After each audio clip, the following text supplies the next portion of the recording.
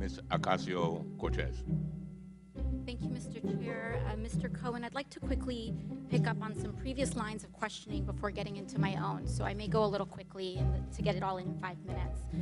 First, my colleague from Vermont had asked you several questions about AMI, the parent company of the National Enquirer, and in that you mentioned a treasure trove, a quote, treasure trove of documents in David Pecker's office relating to information assembled from all these catch and kill operations against people who potentially had damaging information on the president. You also mentioned that the president was very concerned about the whereabouts of these documents and who possessed them. Does that treasure trove of documents still exist? I don't know. I had asked David Pecker for them. So you would say the person who knows the whereabouts of these documents would be David Pecker? David Pecker, Barry Levine, or Dylan Howard. Okay, thank you.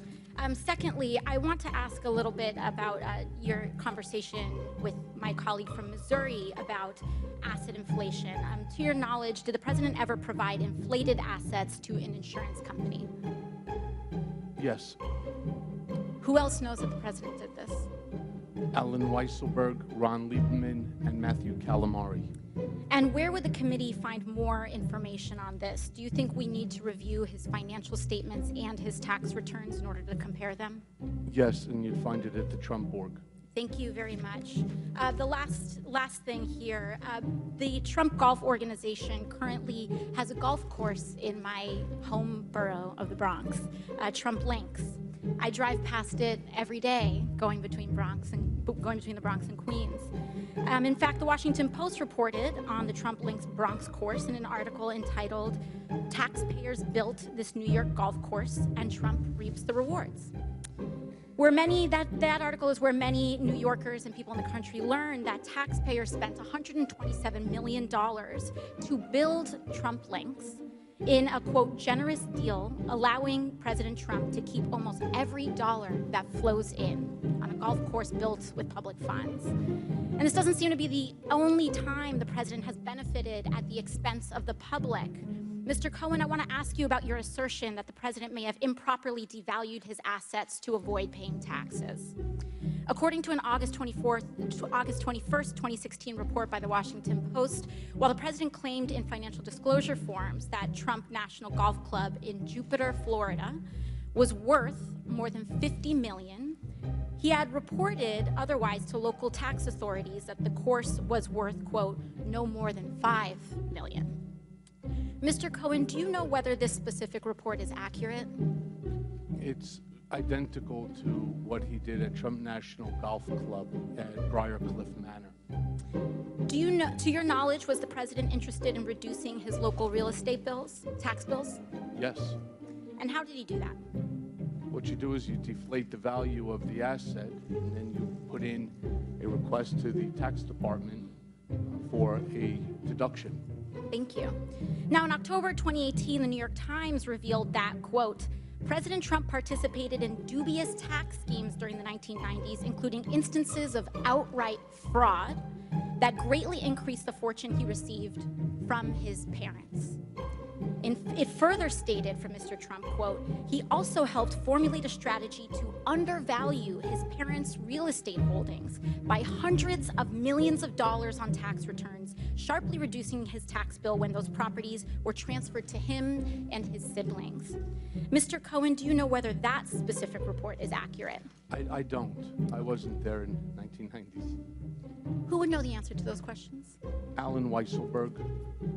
And would it help for the committee to obtain federal and state tax returns from the president and his company to address that discrepancy? I believe so. Thank you very much. I yield the rest of my time to the chair. Smartphones, Amazon, social media, electric cars, fracking, nanotechnology, the sharing economy. None of these pies existed 2 decades ago. So why are we bitching? This is something we wanted to talk about, and Brodigan, you were passionate about this. Phil, have you been following Alexandria Cortez a whole lot? Yes, I have been very, very, very diligently trying to figure out what her middle names are. For the last 10 I haven't got quite anywhere else. That's about it. $3.65 an hour. Yes, I was going to say, can we multiply the hours by how much money have you spent on figuring this out? So in non-surprising news, according to her, America no longer has the upper middle class. She said there's no more middle class in the United States. She's given a couple of interviews lately, but this is actually something more specific where she refers to. She's trying to paint a mental picture. Yeah. She's taking the mantle from Bernie Sanders. You know he's pissed about that. She's going further left than he is, which is crazy. Yeah. Okay. Well, let's see the clip first where she talks about this. This like upper middle class is probably more moderate, but that upper middle class doesn't exist anymore in America. You know, their heyday was in the 90s when kids had like Furbies and like parents, you had like soccer moms with like 2 vans and stuff like. Furbies and 2 vans. Yeah. That's a dream. That's not America anymore. No, it's not America anymore. You don't even recognize America if you have true, actual crazy eyes. Yeah, look, this is... That's awesome. You know who's most upset about this is Bernie Sanders, because she's still more attractive than Bernie Sanders. He's like, socialism is an aging son of a bitch!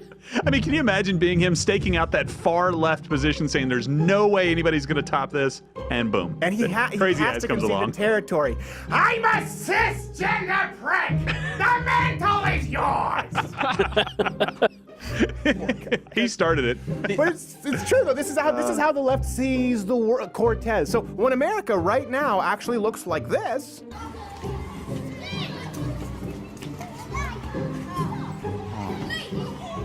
Alexandria something Cortez actually sees this. Great movie. Love it. Guys, by the way, let's get into her specific claim. Okay, she talks about the 90s in the middle class, and now she talks about 2 vans and Furbies and like stuff. Okay, today, actually, Americans have it better than the 90s. Let's just use her comparison. So the average vehicle, specifically, which you have per capita, Furbies sucked.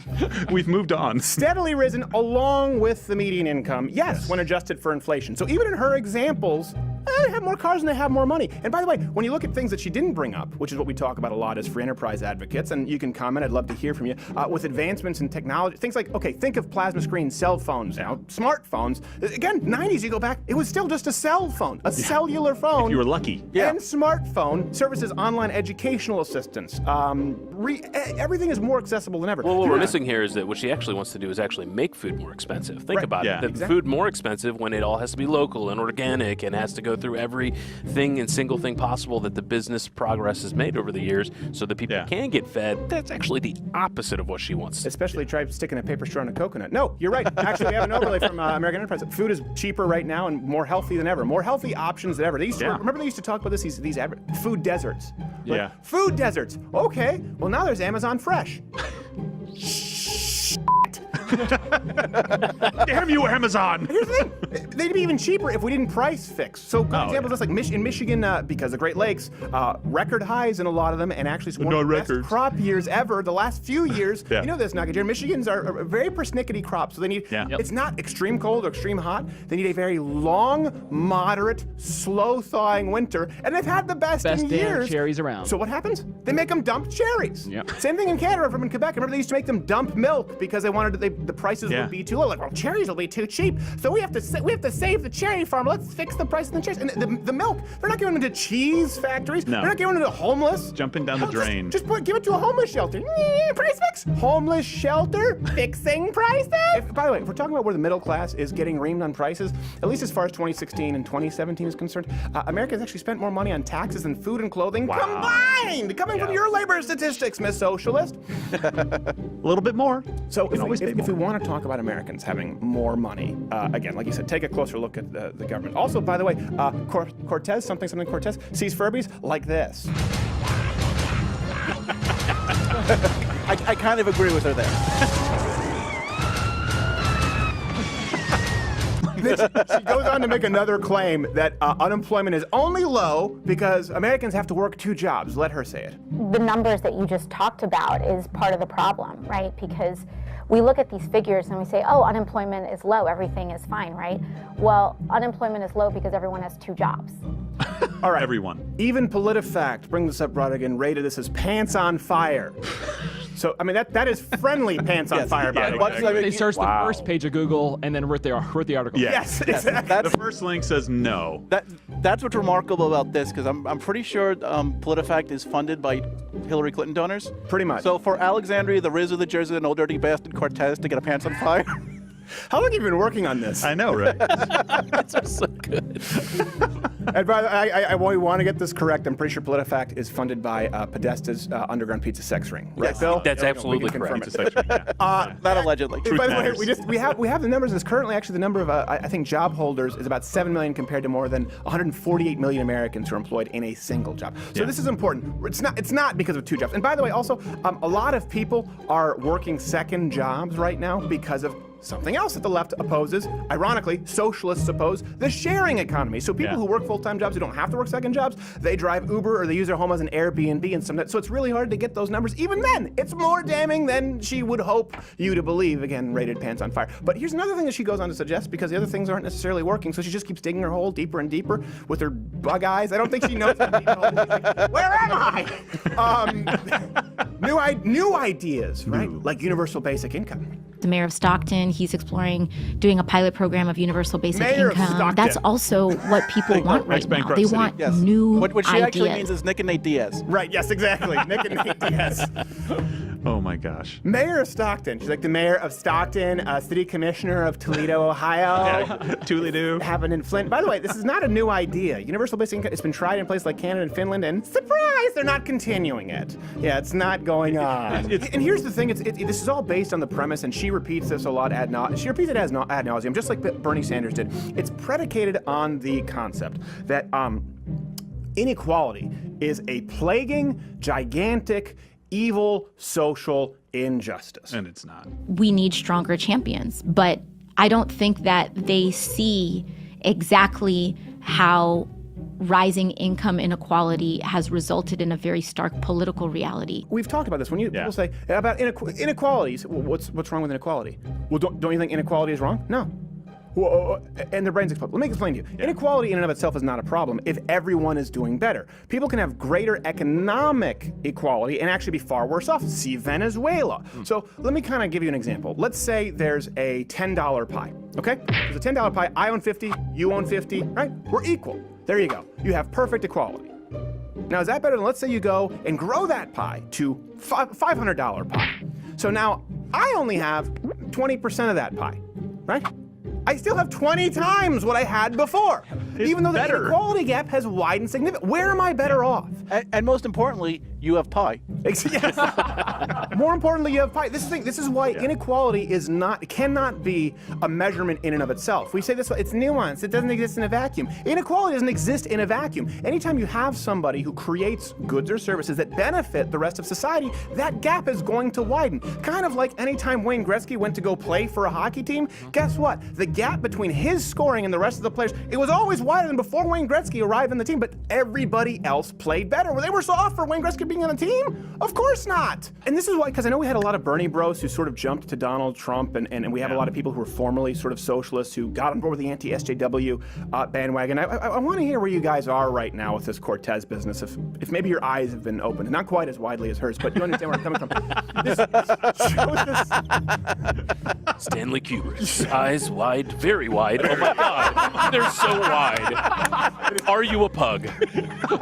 It's a fundamental worldview issue where people like Cortez, she always says, "Oh, I have a degree, and I have a degree." So no, she doesn't understand economics, because not only can that pie grow, as we've talked about, but as conservatives we've talked about this, due to human ingenuity in a free enterprise system, we can bake more pies. To use your own words, it's not the 90s anymore. I can name you entirely new pies that have been created since. This is a good example. People are like, "Oh, you say you can create new pies." I don't know why that's a really silly argument, but that's the actual argument that she's making. She thinks it's a zero-sum game. Okay, what pies have been created, have been baked since the 90s that didn't exist? Smartphones, Amazon, social media, electric cars, fracking, nanotechnology, the sharing economy. None of these pies existed 2 decades ago. Or came from Venezuela. Or came from Venezuela. Or any socialist country for that or matter. Finland. I'm pretty sure not much. No. Maybe something during those times. I have no idea. I can't verify that completely, but I'm pretty sure Finland's crappy. So why are we bitching? Oh, that's right, because Cortez sees the United States like this.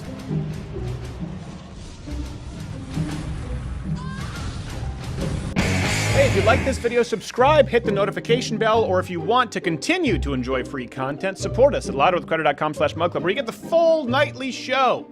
An hour every day free along with all of our friends' content. If not, you don't want to do any of those things, you're probably just here, you're watching me seething. You came here to hate watch. That being said, the internet was created for people like you. Taxation from the left, it's seen as this wonderful, just this incredibly effective behavioral engineering method, right? Well, let's tax cigarettes because we want to discourage cigarettes. Let's tax alcohol because we want to discourage alcohol. Okay, apply that shit to income! Here's my question of the day. At what point does someone become so wealthy that it's immoral, in your opinion? Because Cortez has decided what it is, ish, I guess. I'd like to know what your amount is. What's that number? And everyone has that retirement number. What's the number to you where it all of a sudden becomes an immorality as it relates to wealth? But here we go. We're going to be addressing this very popular, apparently, tax. I don't know if we call it a tax plan, but let's start off with. It's an idea. Let's start off with Cortez. Here's what she has to say. Do we live in a moral world that allows for billionaires? Is that a moral outcome in and of itself?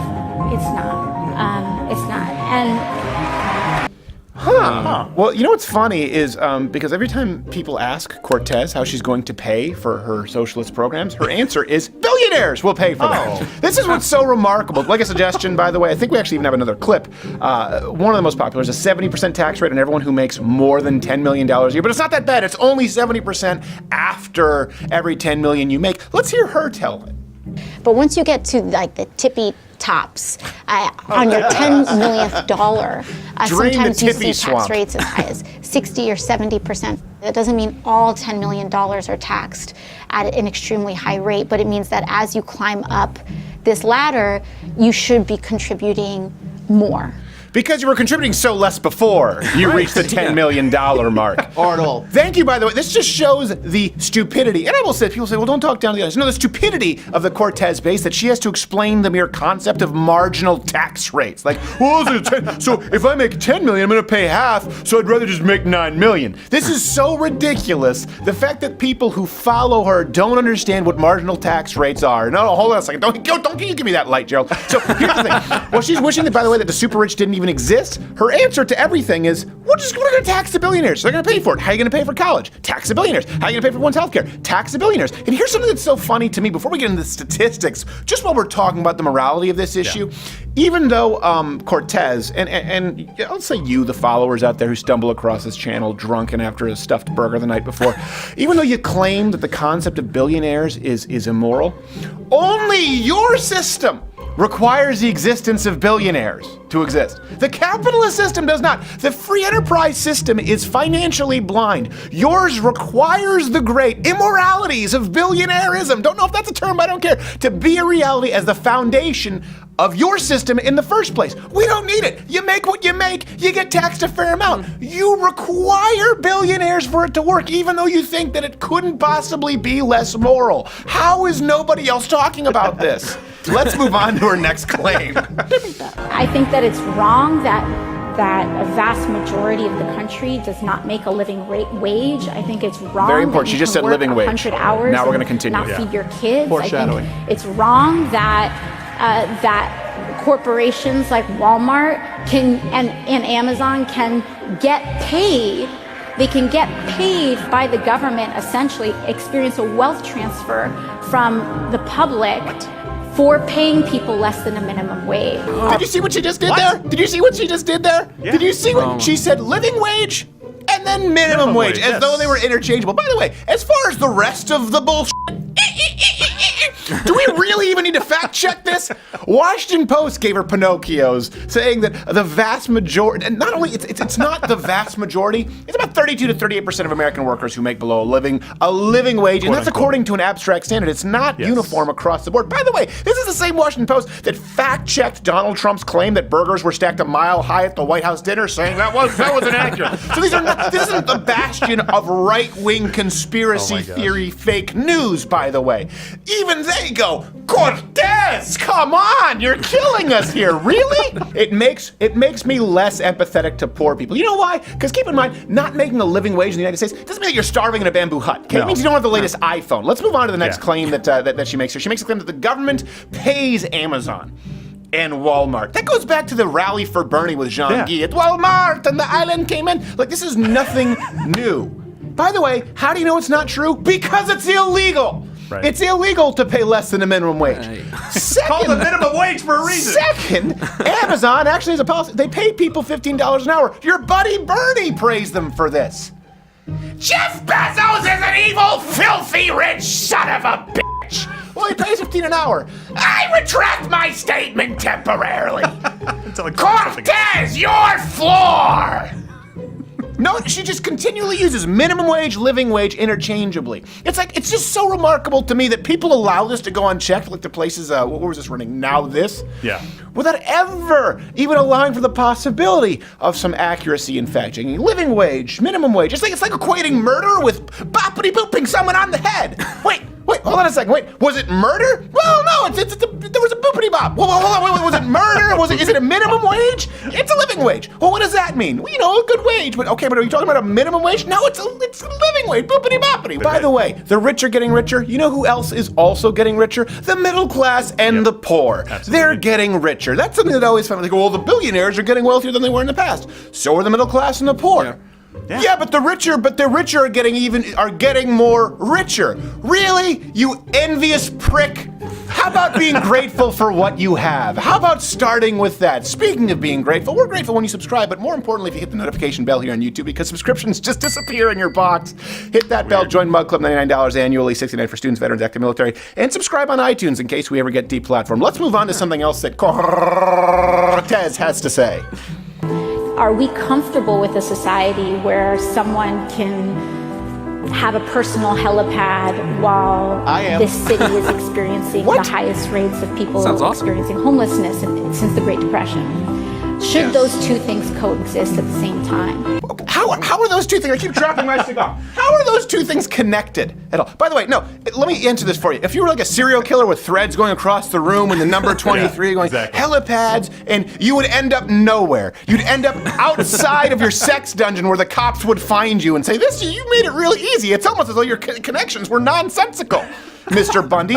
Okay, let's try and let's look at a through line here. Let's look at California. A lot of people say it's not fair to point to Venezuela, even though you endorsed that shit. So let's go to California since it's stateside. 3 interesting facts about California. I always talk about this. Has the most far-left policies of any state, arguably. You know what's not arguable? They have more billionaires than any other state, and it's also the #1 state for poverty. Can you connect the dots on the back of your kids' menu map, dummy? No one else did that? Connect the dots in the kids' menu map? Of course. When they thought I was a moron when I was a kid, I did the little connect the dots in the maze faster than anyone. They just said, it turns out he's really bored and he's kind of a dick, your son. It had 8 dots, though. In contrast, by the way, do we really need to reiterate that it's been shown time and time again statistically that capitalism free enterprise pulls millions of people out of poverty, more than any other system since the beginning of time. By the way, well, you were going to say something. Well, no, because it's something that's been bothers me, because when she brings up Amazon and the homeless and Bezos getting a big tax break, the day that the tax break was announced, and she says, well, my constituents are blowing up my phone lines, the week before, they re-elected the exact same governor who's giving him the tax break while ignoring the subways falling apart because he's an orange man ban. Oh, good for him. The year before that, they in record numbers voted for the mayor, who's been ignoring the homeless and the subways. So if these ass clowns are complaining about this now, the line to kiss me ass forms to the right. Well, are we complaining about this homeless people in the subways or just subway restaurants? Because they've fallen out of fashion since, the whole pedophile chat room thing. Let's go on to the next clip from Hold it, Cortez. Next clip. Maybe this idea of idealizing this outcome of maybe one day you too can be a billionaire and own more than millions of families combined is not an aspirational or good thing. Why not? Okay, it's not a zero-sum game. People like Cortez think the only way that you can make $1 billion is by just taking it from other people. Yeah. That's not how it works. Poor people don't have $1 billion. You look at people like Jeff Bezos, you look at Bill Gates, they employ thousands upon thousands of people. Wealth doesn't just appear out of the sky. And by the way, when she's talking about record homelessness, what's funny, she's in New York City. You guys have had what you wanted for years. It'd be like pointing to Detroit as though it's this bastion of republicanism. Like, well, if you look at Detroit and you see what Republicans got what they wanted completely unfettered since '61. You couldn't be further from the truth, Cortez. You couldn't be less rooted in reality. Here's something that really bothers me. When did it just become okay to vilify business owners? Period. That's something that's remarkable. We talk about others, and we talk about different classes of people, and how you should never sort of have this depersonalization that happens with minorities. Okay, but why is it okay to do it to business owners? Just because they happen to contribute. By the way, why is it immoral for a business owner? I've never understood this. Please, someone let me know. This has always been lost on me. Why is it immoral for a business owner to sign the front of a check over to an employee, but not for someone like Cortez to sign the back of a check, receiving it, even though she's provided no value of her own? Wait, here's one thing too. We talk about the immorality of money in billions, but what's the real number? Elizabeth Warren doesn't agree with Cortez, doesn't agree with Bernie. None of them actually agree on the number as far as what the moral amount of money is to have. That's why they have to vilify business owners, because they know that as a general rule, business owners, who at this point are successful enough to tax, well, they can be vilified because they have more on average than the average bear. That's why they can't give you a specific number, and they just say, well, it's just business owners bad. You know how I can tell you that it's immoral to implement Cortez's plan? Ask me, Brodigan, how do I know that it's immoral? How do you know that it's theft? It's theft! That's why. I don't need how can I put a fine point on it? It would be just as immoral if she walked in right now and took half of this studio equipment and walked right out. And people always say, at least she's genuine. We hear this about Bernie and Cortez. At least she's genuine about what? Genuine about wanting to steal people's stuff? What if you had a friend who's like, honest. I'm gonna steal that O. Henry bar. Well, you know what? He's a felon, but at least he's honest. Who cares? And this is one thing, I know this is gonna sound self-gratifying. I am a business owner, right? And I don't know when it happened that all of a sudden to people like Cortez, I just woke up and I'm a dick. For no reason, I don't know when that happened, because it's a slow progression of a pride-swallowing siege that I will never fully tell you about, where you know this. Yes. I took no money, bankrolled it out of a savings account. Yep. By the way, let's go with this. When do you wake up? When do you clock into work? Because for the last 5 years, before this year, and you know that now I'm gonna be taking some time, gonna be trying to get my health in order, for at least 5 years, I woke up and was actually working a minimum of 4 hours before the average American citizen walks into the office. 5 a.m. every single morning working. Add that up for 5 years. What's that worth to you? Let alone the stress.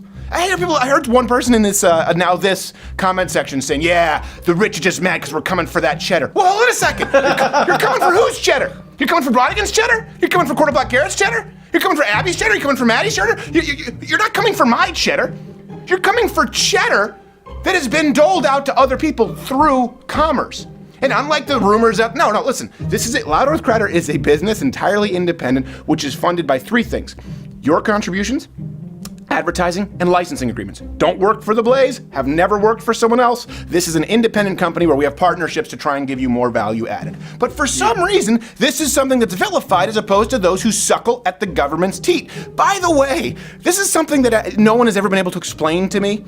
Taxation from the left, it's seen as this wonderful, just this incredibly effective behavioral engineering method, right? Well, let's tax cigarettes because we want to discourage cigarettes. Let's tax alcohol because we want to discourage alcohol. Let's tax guns, make them more expensive in California. Let's have the extortion tax in California and the bullet button. Let's tax big gulps while we're at it. Okay, apply that to income!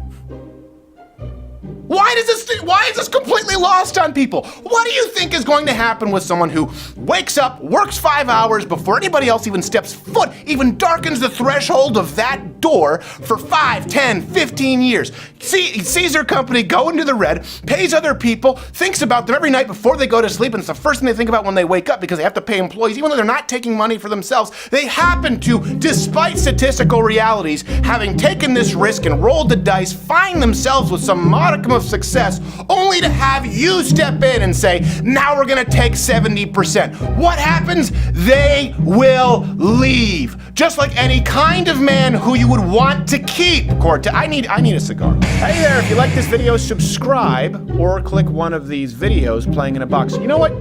hit the notification bell, because subscriptions don't really mean anything anymore, especially if you're not 18 or older, at the very least logged into YouTube as 18 or older, because sometimes people are 25 but they don't know how to use the YouTube system properly, and then you never just hit the notification bell or you hate yourself.